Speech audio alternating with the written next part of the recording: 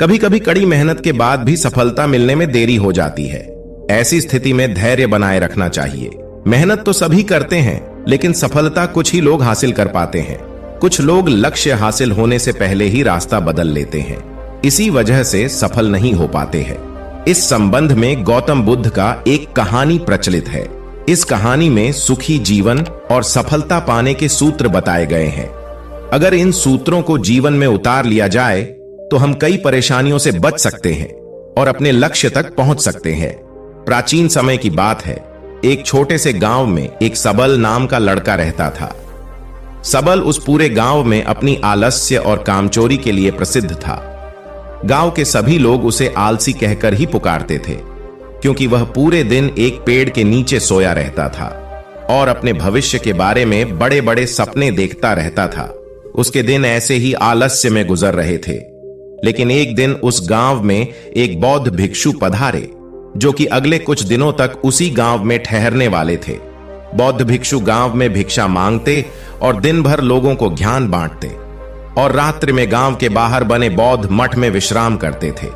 बौद्ध भिक्षु जब भी भिक्षाटन के लिए जाते और भिक्षा लेकर वापस लौटते, तो वह हर बार सबल को उसी पेड़ के नीचे लेटा हुआ पाते थे। बौद्ध भिक्षु कुछ दिनों तक ये सब देखते रहे और वो समझ गए कि ये लड़का मानसिक आलस्य का गुलाम है। एक दिन जब बौद्ध भिक्षु भिक्षा लेकर वापस लौट रहे थे, तब वह उस लड़के के पास गए। भिक्षु ने सबल से कहा कि बेटे, मेरे पास तुम्हारे लायक एक काम है। मैं चाहता हूं कि तुम उस पहाड़ी की चोटी तक जाओ और वहां से मेरे लिए एक पंख लेकर आओ। लड़के ने लेटे लेटे ही अपना सिर पहाड़ी की तरफ घुमाया और उसकी सबसे ऊंची चोटी तक अपनी नजर दौड़ाई। उसके बाद उसने बौद्ध भिक्षु की तरफ देखा और कहा, यह असंभव है, मैं उस पहाड़ी के शिखर तक नहीं जा सकता, मैं बहुत आलसी हूं। बौद्ध भिक्षु ने मुस्कुराते हुए कहा, अरे लेकिन मुझे जिस पंख की तलाश है वो इस पहाड़ी के शिखर पर भी नहीं मिलेगा। वह तो इस पहाड़ी के दूसरी तरफ एक गुफा के अंदर मिलेगा, जिसके लिए इस पहाड़ी के शिखर तक चढ़कर दूसरी तरफ नीचे उतरना होगा। लेकिन वह कोई साधारण पंख नहीं है। ऐसा पंख तुमने आज तक नहीं देखा होगा। वो एक बहुत ही दुर्लभ लेकिन सुंदर पंख है, जो अपनी रोशनी बिखेरता है। भिक्षु के इन बातों से उस सबल के अंदर उत्सुकता जागी। उसने आज से पहले ऐसे किसी पंख के बारे में कभी नहीं सुना था और ऐसे रोमांचक सफर के बारे में सोचकर वह अंदर से उत्साहित हो उठा। इसीलिए उसने भिक्षु की चुनौती को स्वीकार करने का निश्चय किया और वह पहाड़ी की तरफ चल पड़ा। लेकिन चढ़ाई बहुत लंबी और कठिन थी। जल्द ही लड़के का शरीर थकने लगा, सांस फूलने लगी और शरीर से काफी पसीना बहने लगा। लेकिन फिर भी उसने चलना जारी रखा। वो जैसे जैसे ऊपर चढ़ता गया, उसे प्रसन्नता और उत्साह की अनुभूति होने लगी, जिसे उसने आज से पहले कभी महसूस नहीं किया था। अंततः जब वह कड़ी मेहनत और लंबे प्रयास के बाद पहाड़ी के शिखर पर पहुंचा, तो वह पूरी तरह से थक चुका था। लेकिन वह बहुत खुश था। उसे अंदर से आत्म संतुष्टि का एहसास हो रहा था। उसके चेहरे पर योद्धा जैसी मुस्कान थी, जैसे उसने कोई युद्ध जीत लिया हो। उसने पहाड़ी के शिखर से नीचे देखा तो उसके सामने एक बहुत ही मनमोहक दृश्य था। उसने अपने अंदर एक उपलब्धि की भावना महसूस की, जो उसने आज से पहले कभी नहीं की थी। लेकिन असली चुनौती आगे थी। सबल को पहाड़ की दूसरी ओर उतरना था और उस गुफा को ढूंढना था जहां पंख के मिलने की बात कही गई थी। नीचे उतरना और भी ज्यादा मुश्किल व खतरनाक था, क्योंकि ढलान ज्यादा खड़ी थी और चढ़ाई के समय सबल कई बार लड़खड़ाया और गिरा भी था, तो वह डर भी उसके अंदर था। लेकिन भिक्षु को पंख लाकर देने के वादे की वजह से वह लगातार आगे बढ़ता रहा। काफी खोज मशक्कत और कड़ी मेहनत के बाद जब वह अंत में गुफा तक पहुंचा, तो उसने देखा कि पंख वहीं पड़ा हुआ था, जो गुफा के प्रवेश द्वार से छनकर आ रही रोशनी में चमक रहा था। उसने पंख उठाया, लेकिन उसकी सुंदरता को देखकर दुविधा में पड़ गया। वह काफी देर तक पंख को ही घूरता रहा, लेकिन फिर अचानक उसे याद आया कि अभी तो उसे वापस भी जाना है। उसने खुद की तरफ देखा। वह पूरी तरह से थक चुका था। वह चिंतित हो गया कि वह पहाड़ पर कैसे चढ़ेगा और भिक्षु तक पंख कैसे पहुंचाएगा। एक पल के लिए उसने हार मानने के बारे में सोचा, लेकिन फिर उसे वह उपलब्धि और गर्व की भावना याद आ गई जो उसने पहाड़ी के शिखर पर पहुंचने पर महसूस की थी। उसे एहसास हुआ कि उसके अंदर इस सफर को दोबारा पूरा करने की ताकत और दृढ़ संकल्प है। वह दोबारा पहाड़ी पर चढ़ने लगा।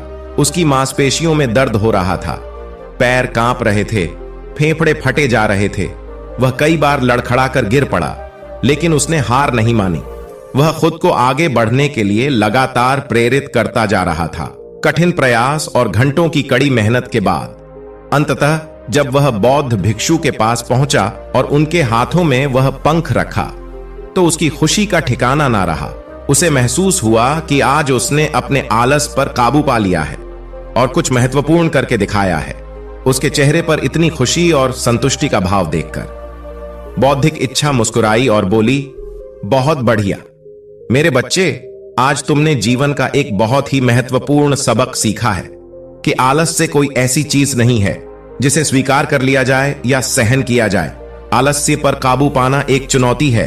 यह एक बाधा है जिसे पार करना ही होगा और आलस को खत्म करने के लिए तुम्हें अपना पहला कदम उठाना ही पड़ेगा। अपने लक्ष्य की ओर चलना ही पड़ेगा और तब तक चलते रहना पड़ेगा जब तक तुम अपनी मंजिल को हासिल नहीं कर लेते हैं। सबल ने भिक्षु के शब्दों की गहराई और उसके महत्व को समझते हुए हां में अपना सिर हिला दिया। आज उसे एहसास हुआ कि वह हमेशा से ही बड़ी और महान चीजों को करने में सब क्षमता होती है, लेकिन उसके आलस्य ने उसे रोक रखा था। अब वह जानता था कि उसके पास अपने रास्ते में आने वाली किसी भी बाधा को दूर करने की ताकत है। इसके बाद भिक्षु ने सबल को आशीर्वाद दिया और उस गांव से चले गए। इस कहानी से सीखने वाली बात यह है कि जब हम असंभव लगने पर भी अपने लक्ष्य को प्राप्त करने के लिए खुद को आगे बढ़ते हैं, तब हम अपने भीतर एक ऐसी ताकत और दृढ़ संकल्प की खोज करते हैं जिसके बारे में हम पहले कभी नहीं जानते थे। आलस्य पर काबू पाने के लिए हमें खुद को चुनौती देनी चाहिए और बड़े व महत्वाकांक्षी लक्ष्य बनाना चाहिए। फिर चाहे वो लक्ष्य कितने ही मुश्किल क्यों ना हो, हमें लगातार खुद को अपनी शारीरिक और मानसिक सीमाओं से अकेले रहना चाहिए और असफलताओं व बाधाओं का सामना करने पर भी अंदर से मजबूत बने रहना चाहिए। हमें अपने लिए एक नियम बनाकर और उस पर टिके रहकर अपने दैनिक आदतों और दिनचर्या में अनुशासन और निरंतरता भी विकसित करनी चाहिए। हम कुछ ऐसी अच्छी आदतें बना सकते हैं जो हमें मन न लगने पर भी ध्यान केंद्रित करने और क्रियाशील बने रहने में मदद करती है।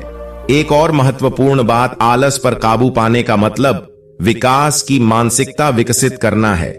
इसका मतलब चुनौतियों और असफलताओं को विकास और सीखने के अवसरों के रूप में देखना है। अंत में हमें अपने आलस्य पर काबू पाने के लिए अपने आराम को छोड़कर जीवन की चुनौतियों और अवसरों को स्वीकार करना ही पड़ेगा। दोस्तों, अपने इस कहानी से क्या सीखा, हमें नीचे कमेंट बॉक्स में कमेंट करके जरूर बताएं। धन्यवाद।